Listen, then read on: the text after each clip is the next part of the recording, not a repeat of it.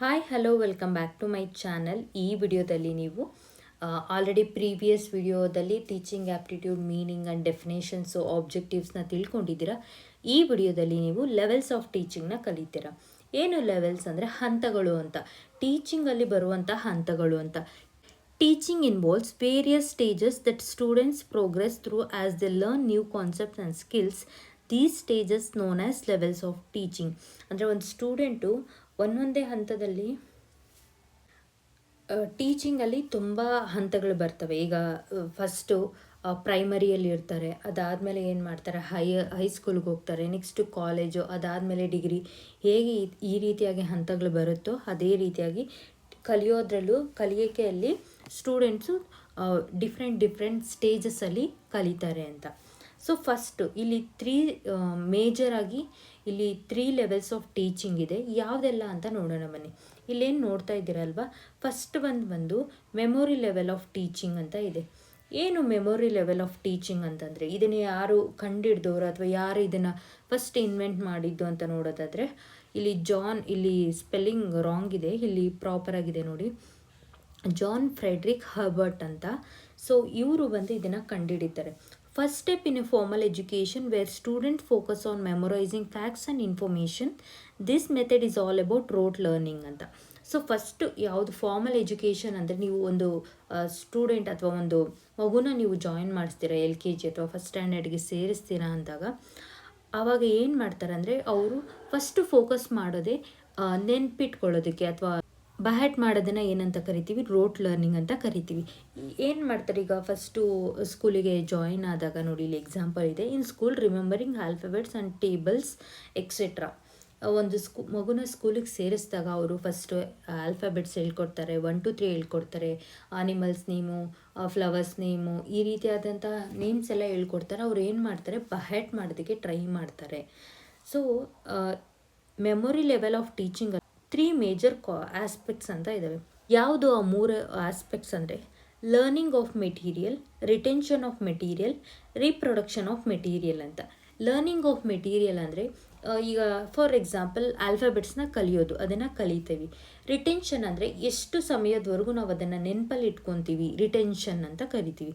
Reproduction ಅಂದರೆ, ಯಾವಾಗೆಲ್ಲ for example ಸ್ಕೂಲಲ್ಲಿ teacher ಕೇಳಿದಾಗ ಮಗು ಆನ್ಸರ್ ಮಾಡುತ್ತಲ್ವ, ಆಲ್ಫಾಬೆಟ್ಸ್ ಹೇಳು ಅಂದರೆ ಹೇಳುತ್ತಲ್ಲ, ಅದನ್ನು ರೀಪ್ರೊಡಕ್ಷನ್. ಯಾವಾಗೆಲ್ಲ ನೆಸಸರಿ ಇರುತ್ತಲ್ವ ಆವಾಗ ಹೇಳ್ತಾರೆ ಅಲ್ವ, ಅದನ್ನು ನಾವು ರೀಪ್ರೊಡಕ್ಷನ್ ಆಫ್ ಮೆಟೀರಿಯಲ್ ಅಂತ ಕರಿತೀವಿ. ಇದು ಮೆಮೊರಿ ಲೆವೆಲ್ ಆಫ್ ಟೀಚಿಂಗ್ ಆಗಿರುತ್ತೆ. ಮೊದಲನೇ ಅಂತ ಈ ಒಂದು ಕಾನ್ಸೆಪ್ಟ್ ಒಂದು ತುಂಬಾ important exam point of view ಅಲ್ಲಿ. ಇದರಿಂದ ಎಕ್ಸಾಂಪಲ್ ಕೇಳಿ ಯಾವ ಲೆವೆಲ್ ಆಫ್ ಟೀಚಿಂಗ್ ಅಂತ ಕೇಳ್ಬೋದು, ಇಲ್ಲ ಯಾರು ಈ ಒಂದು for example memory level of ಟೀಚಿಂಗ್ನ ಯಾರು ಫೌಂಡರ್ ಅಥವಾ ಯಾರು ಪ್ರೊಪೊನೆಂಟ್ ಅಂತಲೂ ಕರೀತಾರೆ, ಯಾರು ಅಂತ ಕೇಳ್ಬೋದು. ಈ ರೀತಿಯಾಗಿ ಕೇಳುವಂಥ ಚಾನ್ಸಸ್ ಇರುತ್ತೆ. ಡಿಫ್ರೆಂಟ್ ಅಪ್ಲಿಕೇಶನ್ ಲೆವೆಲಲ್ಲೂ ಕೇಳುವಂಥ ಚಾನ್ಸಸ್ ಇರುತ್ತೆ. ನೆಕ್ಸ್ಟ್ ವಿಡಿಯೋದಲ್ಲಿ ನಾನು ಹೇಳ್ತೀನಿ ಯಾವ ರೀತಿ ಎಲ್ಲ ಕೇಳ್ತಾರೆ ಕ್ವೆಶನ್ಸ್ ಅಂತ. Next understanding level of teaching, ಇದು 2ನೇ ಹಂತ ಲೆವೆಲ್ಸ್ ಆಫ್ ಟೀಚಿಂಗಲ್ಲಿ. ಸೊ ಇದ್ರ ಪ್ರೊಪೊನೆಂಟ್ ಬಂದು HC ಮಾರಿಸನ್ ಅಂತ. So next we have understanding level of teaching, which goes beyond memorization to focus on understanding and applying knowledge. You do not just memorize facts but really try to figure out, grasp the meaning behind. So ಇಲ್ಲಿ ಇದು ಒಂದು understanding level of teaching, ಒಂದು ನೇಮೇ ಹೇಳುತ್ತೆ. ಇಲ್ಲಿ ಅರ್ಥ ಮಾಡ್ಕೊಳ್ಳೋದಕ್ಕೆ try ಮಾಡ್ತಾರೆ ಒಂದು ಸ್ಟೂಡೆಂಟ್ಸ್ ಆಗಿರ್ಬೋದು, ಲರ್ನರ್ಸ್ ಆಗಿರ್ಬೋದು. ಇಲ್ಲಿ ಏನಂದರೆ, ಫಸ್ಟ್ ಸ್ಟೆಪ್ಪಲ್ಲಿ ಏನಾಗಿರ್ತಾರೆ, ಜಸ್ಟ್ ಮೆಮೊರೈಸ್ ಮಾಡಿರ್ತಾರೆ ಆಲ್ಫಾಬೆಟ್ಸು ಅಥವಾ ಪ್ಲ್ಯಾಂಟ್ಸ್ ನೇಮು. ಇಲ್ಲೇನೆ ಫಾರ್ ಎಕ್ಸಾಂಪಲ್ ಒಂದು ಎಕ್ಸಾಂಪಲ್ ಇದೆ ನೋಡಿ, in memory level of teaching you just remember plants need water and sunlight ಅಂತ. ಇಲ್ಲಿ ಸ್ಟೂಡೆಂಟ್ಸ್ ಅಥವಾ ಲರ್ನರ್ ಹೇಗೆ ನೆನ್ಪಿಟ್ಕೋತಾರೆ ಅಂದರೆ, ಪ್ಲ್ಯಾಂಟ್ಗೆ ವಾಟರು ಮತ್ತು ಸನ್ಲೈಟ್ ಬೇಕು ಅಂತ ಜಸ್ಟ್ ನೆನಪಲ್ಲಿ ಇಟ್ಕೊಂಡಿರ್ತಾರೆ. ಬಟ್ ಇನ್ನೊಂದು ನೆಕ್ಸ್ಟ್ ಲೆವೆಲಲ್ಲಿ ಅಂಡರ್ಸ್ಟ್ಯಾಂಡಿಂಗ್ ಲೆವೆಲಲ್ಲಿ ಯಾವ ರೀತಿ ಅಂತಂದರೆ, in understanding level of teaching, you might explore why plants need these things, how they use sunlight to make their own food, and how water helps them to grow. So ಇಲ್ಲಿ just ತಿಳ್ಕೊಳ್ಳೋದಷ್ಟೇ ಅಲ್ಲ, ಇಲ್ಲಿ ಇನ್ನು ಸ್ವಲ್ಪ ಡೆಪ್ತಾಗಿ ಹೋಗಿ ಕಲಿತಾರೆ. ಯಾವ ರೀತಿ ಅಂದರೆ, ಎಷ್ಟು ಪ್ರಮಾಣದವರೆಗೂ ವಾಟರ್ ಬೇಕಾಗುತ್ತೆ, ಯಾವುದೆಲ್ಲ ಸನ್ಲೈಟ್ ಯಾಕೆ ಬೇಕಾಗುತ್ತೆ, ಹೇಗೆ ಪ್ಲ್ಯಾಂಟ್ಸು ಓನ್ ಫುಡ್ನ ಪ್ರಿಪೇರ್ ಮಾಡುತ್ತೆ, ಆಕ್ಸಿಜನ್ ಹೇಗೆ ತೊಗೊಳುತ್ತೆ, ಕಾರ್ಬನ್ ಡೈಆಕ್ಸೈಡ್ನ ತೊಗೊಳುತ್ತಾ ಅಥವಾ ಆಕ್ಸಿಜನ್ನ ತೊಗೊಳುತ್ತಾ, ಇನ್ನೊಂದು ಚೂರು ಏನು ಮಾಡ್ತಾರೆ, ಅರ್ಥ ಮಾಡ್ಕೊಳ್ಳೋದಕ್ಕೆ ಟ್ರೈ ಮಾಡ್ತಾರೆ. ಸ್ಮಾಲ್ ಪ್ಲ್ಯಾಂಟ್ಗೆ ಕಡಿಮೆ ಕ್ವಾಂಟಿಟಿ ಆಫ್ ವಾಟರ್ ಬೇಕಾಗುತ್ತೆ, ಇನ್ನೊಂದು ಚೂರು ಬಿಗ್ಗರ್ ಪ್ಲ್ಯಾಂಟ್ಗೆ ಲೀಟರ್ಸ್ ಆಫ್ ವಾಟರ್ ಬೇಕಾಗುತ್ತೆ. ಈ ರೀತಿಯೆಲ್ಲ ಏನು ಮಾಡ್ತಾರೆ, ತಿಳ್ಕೊಳ್ಳೋದಕ್ಕೆ ಟ್ರೈ ಮಾಡ್ತಾರೆ, ಅರ್ಥ ಮಾಡ್ಕೊಳ್ಳೋದಕ್ಕೆ ಟ್ರೈ ಮಾಡ್ತಾರೆ. Next last level of teaching ಬಂದು ರಿಫ್ಲೆಕ್ಟಿವ್ ಲೆವೆಲ್ ಆಫ್ ಟೀಚಿಂಗ್. ಪ್ರೊಪನೆಂಟ್ ಬಂದು ಹಂಟ್.